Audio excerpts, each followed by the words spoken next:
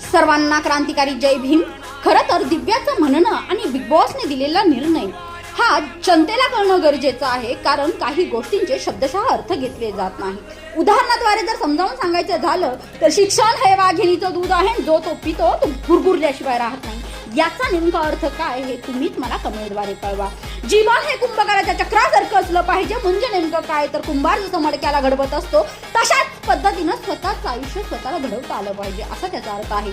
दिव्या म्हणते मी माझी तलवार घरी ठेवून आलेलो आहे. याचा अर्थ असा नाही की दिव्या नेहमीच तलवारी घेऊन फिरत असते आणि युद्धभूमीवरती युद्ध करायला ती रेडी असते. याचा अर्थ असा आहे की तिची विद्वत्ता, तिची बुद्धिमत्ता, तिचं शिक्षण हे सर्व काही घरी ठेवून आलेली आहे आणि इथं फक्त ती टास्क खेळत आहे, असा त्याचा अर्थ होतो.